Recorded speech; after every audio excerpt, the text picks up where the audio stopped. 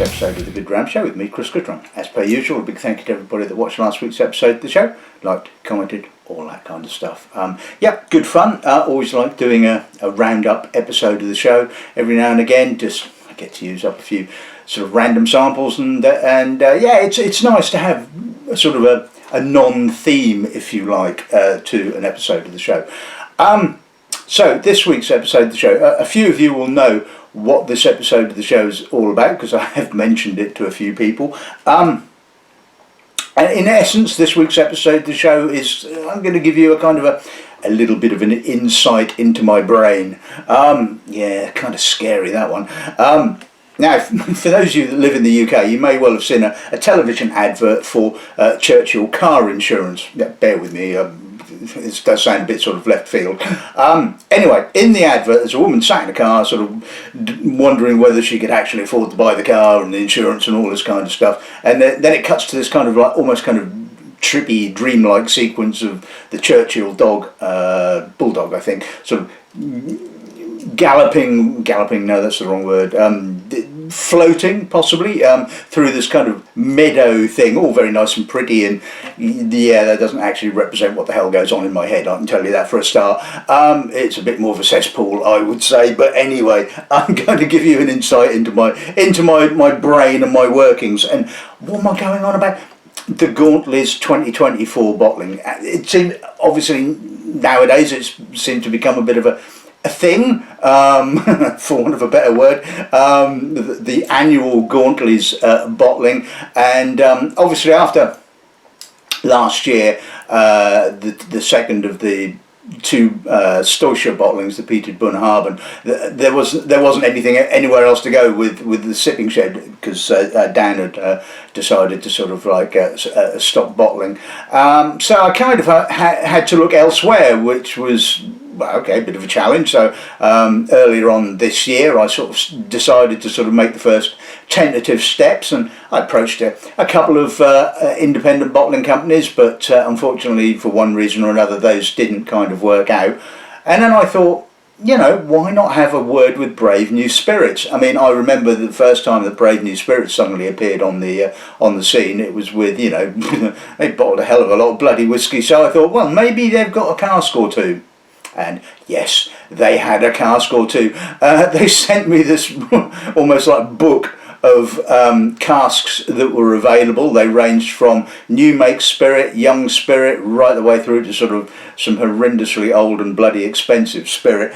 And I mean, I don't know whether that was their entire inventory, or whether that was just the inventory of casks that they were prepared to sell, but there's a lot of them. I mean, it's probably not quite as many as some of the big American companies, you know. I mean, I was reading the other day, I think that Michter's has got something like about 175,000 barrels in warehouses dotted around the country. I don't think sort of Brave New Spirits has quite got that number, but I mean, they've got a hell of a lot of casks, and that's tying up a hell of a lot of money. So anyway, we had a conversation, and they said, well, is anything there that takes your fancy? And I thought, like, well, yeah, there's a few there, but I can't afford those. And so I kind of like looked at the list, and I picked out 4 samples or 4 casks that I thought sounded interesting. The prices were okay-ish. I mean, you know, you have to bear in mind that I don't have the luxury of buying casks off the general public or off a broker. I'm obviously going through another pair of hands, so the whiskey is relatively expensive. And we had a conversation, and I eventually chose one, which I will obviously get around to telling you about shortly. And we did a deal over not quite a half cask, but almost a half cask, which was really nice. I mean, it may or may not work out that the other half a cask is available next year. Who knows? I don't know. We haven't kind of got to this year yet, so we'll worry about that then. Like I said, this is going to be sort of quite an interesting episode of the show. I'll give you hopefully an insight into the samples, obviously, that I had, why I decided to pick the one that I did, and why I didn't pick the other ones, I suppose. So anyway, let's just take a look at the samples that I asked for. Right, okay, so the first one we're going to look at is a Glen Elgin. At the time of the sample being drawn in June of 2024, it was 11 years old. It was a single bourbon hogshead. The number was 810669. It was currently 63.5%. Oh, mother. Yeah, and distilled in September of 2013. Now, instantly, when I got the sample, I was a little concerned about the colour. I mean, it is very, very light straw. Okay, so that's probably a very refilled bourbon hogshead. So I was I kind of went with a Glen Elgin because Glen Elgin, as from my tastings, is pretty much, I wouldn't go as far as saying a banker, but, you know, I've come across very few poor bottlings. It does seem to be incredibly consistent, so I did indeed. I thought that was probably, you know, worth having a look at. The second bottling is also a Glen Elgin as well. This, however, is slightly different. Again, it's slightly older. At the time of the sample being drawn in May, it was 13. It was aged entirely in an STR Bordeaux red wine barrique. I believe there was something like about 360 odd bottles in the barrique at the time. The cask was 37084/07. Yeah, really catchy. Slightly slightly lower ABV of 57.4%, distilled in June of 2011. And again, looking at the colour, you know, I would have expected that to be an awful lot darker. So I was thinking, we might be onto something here, you never know. Then the next bottling I looked at was, or requested a sample of, was a different distillery, you'll be pleased to know. So this was a Linkwood, and at the time of the sample being drawn in May, it was 12 years old. Initially, it was aged in a bourbon cask. It was distilled in June of 2012, and then it was transferred to a first fill Uruguayan Tanat barrique on the 27th of the 4th, 2023. So I think it was about 17 months, if my maths is correct, that it's spent in the barrique, and it's a lovely colour. It's almost a kind of a rosé, almost got a slight pinky hue to it. So I was thinking, yeah, that actually might be quite nicely balanced. You never know. 58.3%. And the last sample, now I did say, and a lot of customers did ask me to look at something unpeated, and some even asked me to look at some sherried. Sorry about that. But this one kind of, like, you know, spoke to me, if you like. Not quite sort of like through the ether, but it is an Ardmore. It is currently, the sample I think was drawn in August of this year, so at the time of the sample being drawn, it was technically 7 years old. It is 61.3%, and it would originally been aged in a bourbon cask. I would imagine a hogshead, given the number of bottles. I think 300 and something odd. 350-ish, I think, was the final figure. So originally aged in what I think was a bourbon hogshead, transferred to a first fill cognac barrique on the 22nd of the 5th, 2022. So I think about sort of 16 months or so, there or thereabouts, in that cask number 22008001. Wow, catchy number there. And like I said, so at this present, it was distilled in November of 2016. So like I said, the sample was technically, well, at the time of the drawing, 7 years old, and 61.3%. Actually, no, 61.5%, sorry, that the sample was. So, yeah, 4 really intriguing samples, I thought. I was really looking forward to sort of, like, you know, getting my nose in the glass and seeing whether the 2 wine finishes were really good and really balanced. And yeah, so let's kick off with the American Oak Aged Glen Elgin. Right, okay, so but is filled. Yeah, I know, childish sense of humour. Let's see what the nose gives us on this then, shall we? Right, well the first thing which amazed me was no alcohol prickle. I mean, this is, you know, almost 62%, and no it's not, it's almost 64%, sorry. And yes, all right, I can smell the alcohol, I can smell a spirit note, but it's not making my nose hairs tingle, you know, it's kind of not going, oh my god, I'm just alcohol. It's quite spirit orientated, obviously from the colour I wasn't expecting a huge amount of oak. It's quite floral, aromatic, honey, white fruit, apple, a little bit of lemon. There's a little bit of oak there, a little bit of vanilla, a little bit of straw. It's pleasant. It's a nice nose. It's certainly, you know, not one that I would kind of... I mean, if this had been bottled by another independent bottling company, I'd have quite happily put that on the shelf. But for my bottling, it's nice, but nice is not quite cutting the mustard. And anyway, we'll see what the palate's like.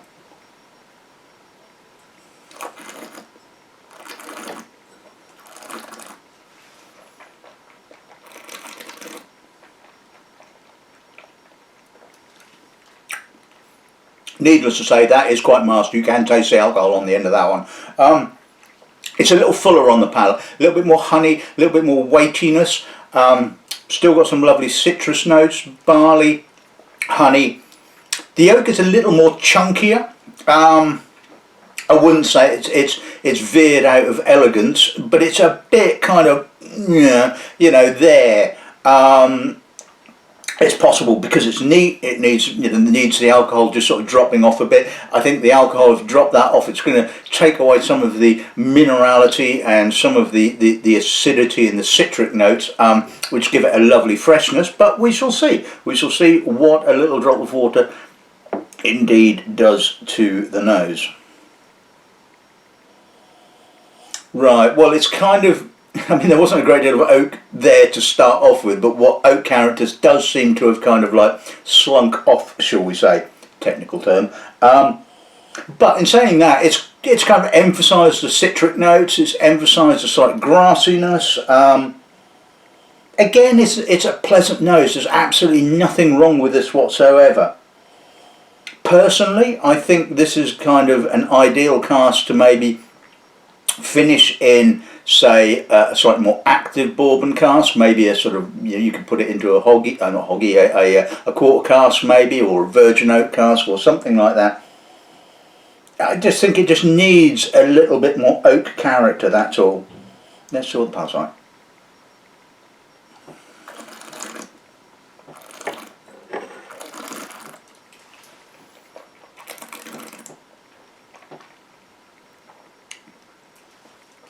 Soft, barleyed, probably better balanced now on the palate. That the oak doesn't come across quite so chunky. It's there, it's giving some vanilla, it's got a nice length. The citric note is there. There's a little bit of straw just creeping through on the final, on the aftertaste. It's a solid Glen Elgin at the end of the day. There's absolutely nothing wrong with it. It's a good bottling. It just doesn't get my juices going, and you know, and if I'm gonna try and sell this to you and put my name on the label and all that kind of stuff, it has to be something pretty damn special. And although this is good, it's not special enough. So yeah.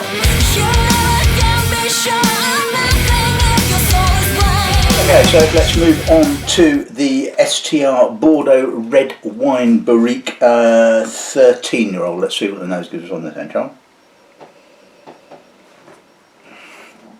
Okay, nice nose again. A lot of red fruits, sweet red fruits, a little bit of syrup, red currant, quite juicy, touch of vanilla, a little bit of tannin, a little bit of almost kind of coffee note, not quite dark coffee. A little bit of honey. I can get some of the Glen Elgin character beneath. It's certainly got. It's not quite as kind of, I suppose, weighty as say something like Linkwood or Blair Athol. But it does have a density to it, Glen Elgin, which does seem to work quite nicely with the barrique. And also, given the fact that it's it is a wine cask, it's wholly been aged for 13 years. I'm guessing a refill barrique, given the colour, certainly not first fill. It's pretty well balanced, actually. That's a really nice nose. Again, it's more complex than the previous bottling, but again, it's not quite there. It's a nice whiskey. It's again a whiskey if somebody else had bottled and had sent me a sample, I'd be more than happy to sell. But, and there it is, there's the but, and the but isn't just there, shall we say. Anyway, let's see what the pass on.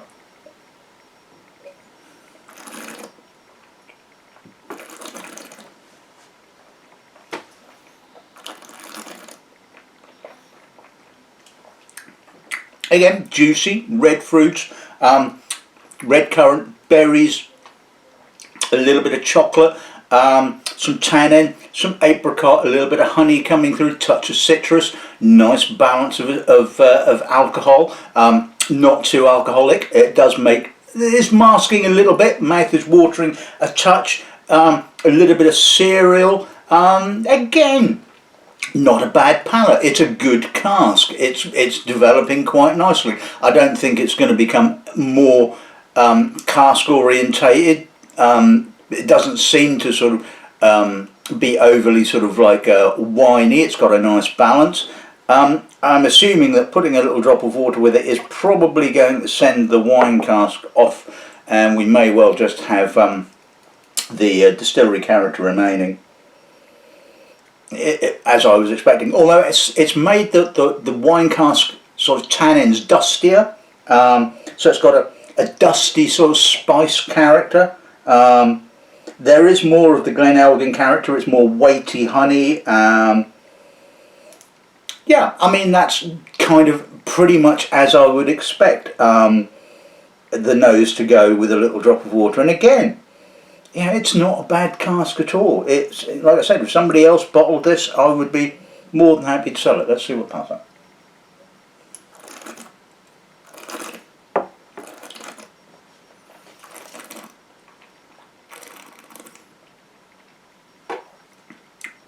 Honey, sweet barley.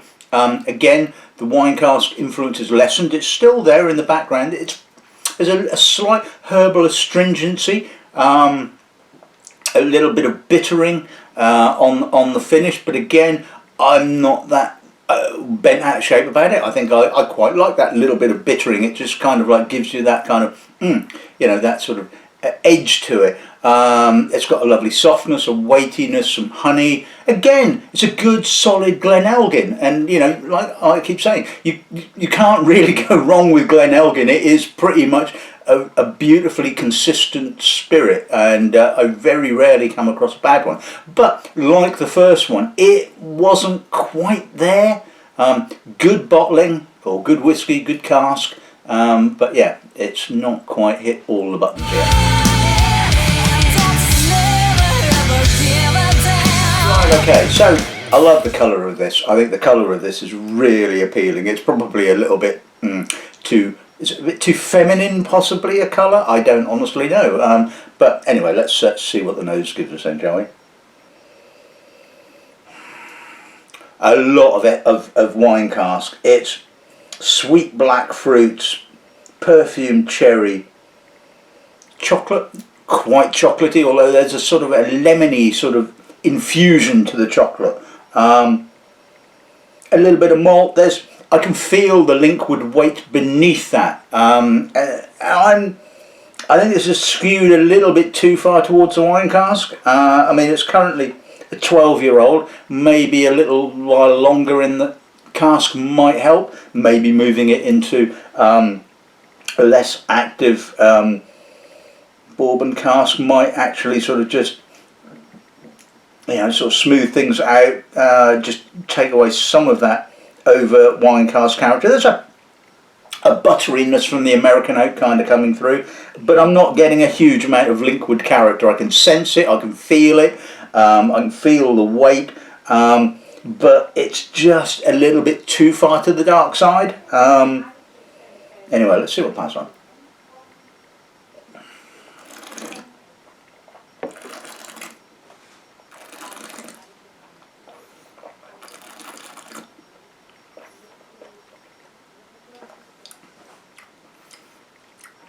That's quite masked. It's got a good progression actually.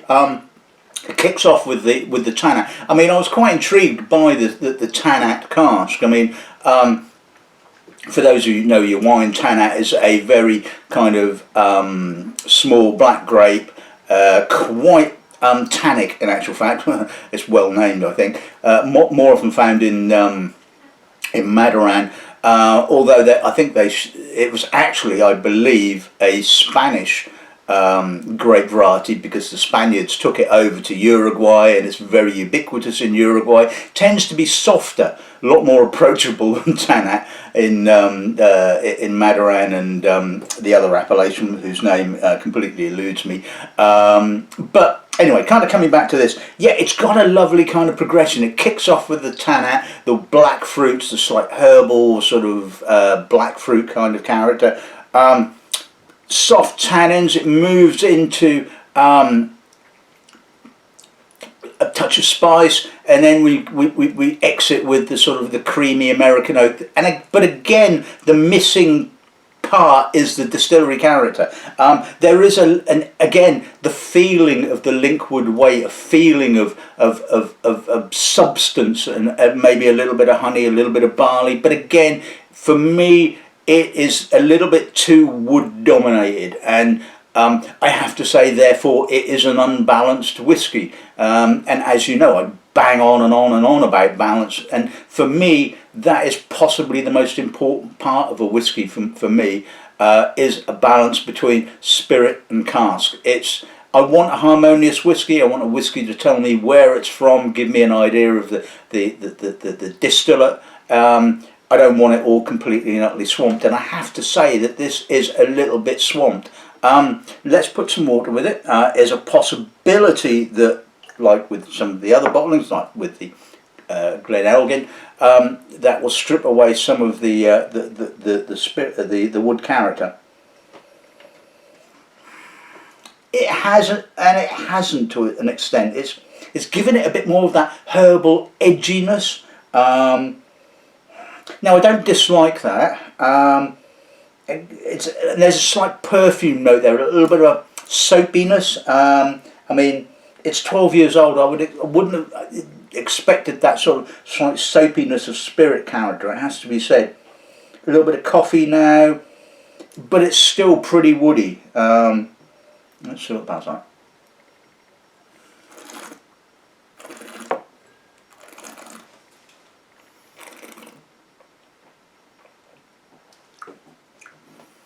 It's soft, it's still quite chocolatey, it's a little homogeneous now. Homogeneous black fruit, a little bit of spice, a little bit of pepper, a little bit of drying tannin on the finish, but plenty of juicy fruit. Again, it doesn't quite have the balance to sort of like, you know, make me want to go, I'm going to have to bottle that, I'm going to need to sell you that whiskey.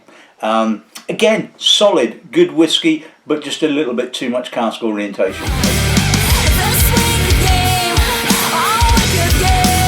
Right, okay, the Ardmore. Let's see what the nose gives on this. So, technically a 7-year-old Ardmore. Let's see what the nose gives then, shall we?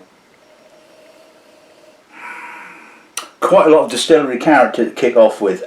Fresh, minerally white fruit, crunchy apple, smoky peat, not a peat monster. Elegant maybe to a certain extent. A little bit of baked apple, a little bit of vanilla. Yeah, the cognac-y notes are kind of coming through. It's subtle, it's balanced, it's elegant as far as Ardmore can be. And it can be. I mean, I've tasted Ardmore, and this is it. I had no issue with the age of this. I mean, I know that Ardmore is approachable from a really young age. I remember being sort of like the middleman in brokering a deal between a couple of a broker and an independent bottling company, and to sell some, I think it was 4-year-old Ardmore, which Gauntleys actually bottled at 4 years old, because it really was pretty good. And that's got a sort of an astringent peat note, but it's beautifully rounded. It's balanced. You get the distillery character. The cask is there. It's giving you that slight sort of appley, dried fruit, cognac-y note, but it's really elegant and balanced. That's doing it for me, it has to be said. I know I said I was not going to go down the peated route again, but sometimes when something is just too good, you know, you just got to go with it. It's just beautiful, balanced, elegant. Let's sort of pass on.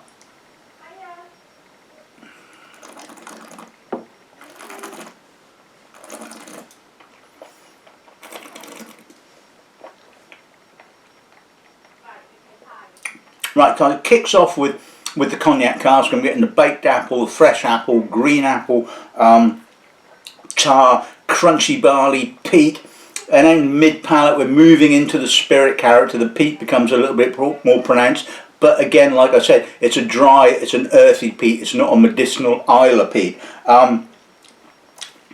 And then the spices kick in on the finish. The cognac cask kind of returns a little bit on the finish, a little bit more baked apple.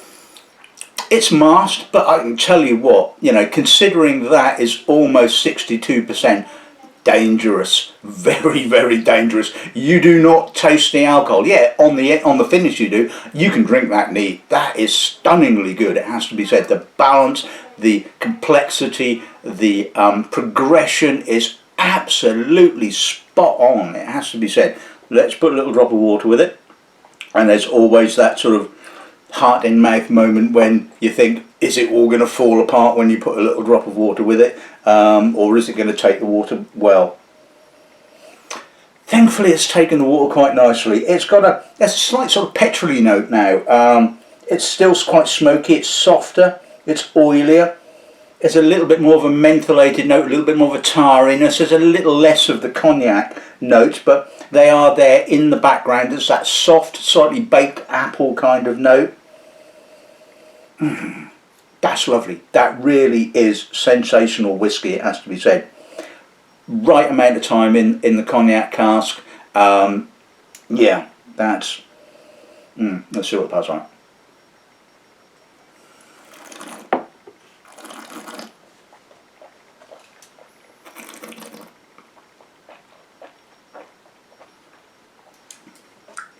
A little bit more weightier on the palate, rounded, fuller. Now we've taken off some of that alcohol, the oils have come out and it's a bit more rounded, it's a bit more mouth-filling. It's smokier. The peat is kind of less intense, it's more smoky peat now. And there's maybe a touch more baked apple. Yeah, I mean, that again is just a spot-on balanced whiskey. You get the distillery character, I get a little bit of American oak, I get a bit of cognac cask. It is just a stunning whiskey. Needless to say, I'm not going to say anything more because I'm going to say that in the summing up. Right, okay, so let's sum today's episode of the show up. Firstly, a big thank you to Brave New Spirits for their patience. A big thank you to Julia at Brave New Spirits. 101 questions, a million emails, all that kind of stuff. We even spoke on the phone a few times, and we kind of got there in the end, shall we say. There were some hurdles we had to jump through, some hoops and all that kind of stuff. And you know, I started this quest probably back in July time, I imagine, because I knew these things take an inordinate amount of time. And in the past, it's always been a case of getting the bottling ready for the Nottingham Whisky Festival, which unfortunately isn't going to happen this year. Not my doing. Obviously, I don't arrange the festival. That's arranged by, or was arranged by, the Whisky Lounge. And the official line was that they wanted to do less shows but make them bigger. Read between the lines and take that however you wish, shall we say. Personally, I don't think they gave the Nottingham Festival enough time to develop to possibly the size of sort of, say, somewhere like Manchester or London. But that's my opinion. So unfortunately, no whisky festival this year, so you won't have the opportunity to taste this whisky unless, of course, you've signed up to one of the sort of the Christmas two Christmas whisky events in the shop. But I think they're all sold out now, so you're just going to have to buy a bottle. Like, all right, I've given it a go. I've chose the bloody Ardmore, for God's sake. But anyway, let's round them up. Okay, so the Glen Elgin, the American Oak Age Glen Elgin. I mean, I can't fault that bottling. I can't fault that cask. It's a good cask. It is a solid Glen Elgin, and if you bottle that, whoever bottles that, Brave New Spirits bottle it, or they sell it to somebody else, it's a good Glen Elgin, and I would more than happy sort of sell that. But for my bottling, or for the Gauntleys bottling, I should say, didn't quite hit the spot. The Bordeaux red wine barrique aged Glen Elgin, again, good whisky, good balance. Maybe not enough complexity, maybe just not quite enough to get the juices flowing, shall we say. But again, like I said, still a very, very good whisky. The Tanat finished Linkwood.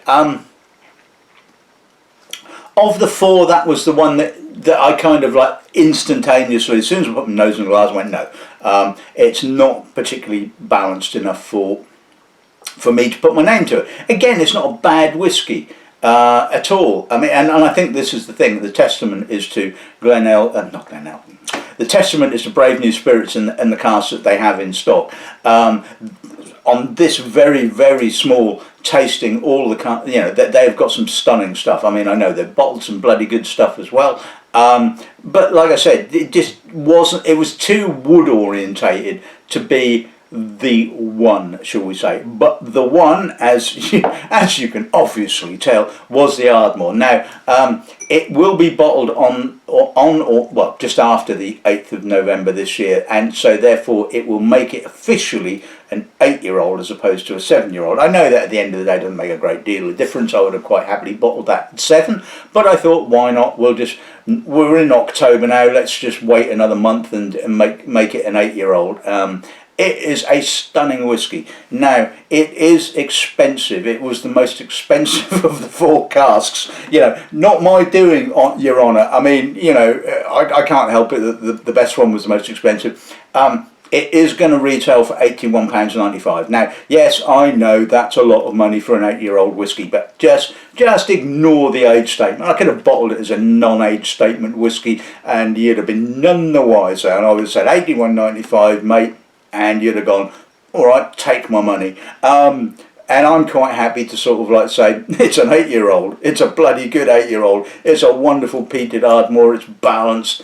Give me your money. Because that is stunningly good. And I know a number of you have already pre-ordered bottles, which I'm very, very grateful to you for. And I hope some of you guys will do likewise. There's only 120 bottles. We negotiated that. It sounds like a lot, but I can tell you I had roughly about the same amount of the last bottling, and that I think all pretty much went by the time, just after Christmas, I think.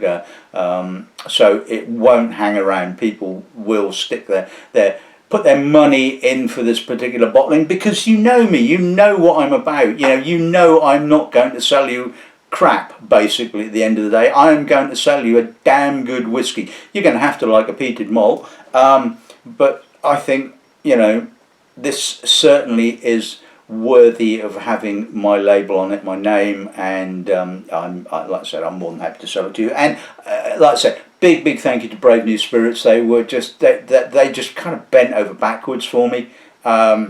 Which was absolutely lovely. I know that, I've obviously done episodes of the show on their bottlings before, and I sell their whiskey and all that kind of stuff, and it just goes to show you that sort of business relationships at the end of the day really, really do matter. So, yeah, big thank you. So, yeah, I'm going to give it the hard sell. I'm going to say, look, you really need to buy this whisky. You need to buy 2 bottles of this, because you need to put a bottle aside in your collection, and you need to drink one. So, yeah, like I said, it's available on the Gauntleys website to pre-order right now. So please do purchase a bottle, because you will not be disappointed. So anyway, all that's left to say is here endeth the trip into my head. I hope it was an entertaining trip, and like I said, you can buy the results of said trip. So it's all that's left to say is good dramming, good afternoon, and please buy this whiskey.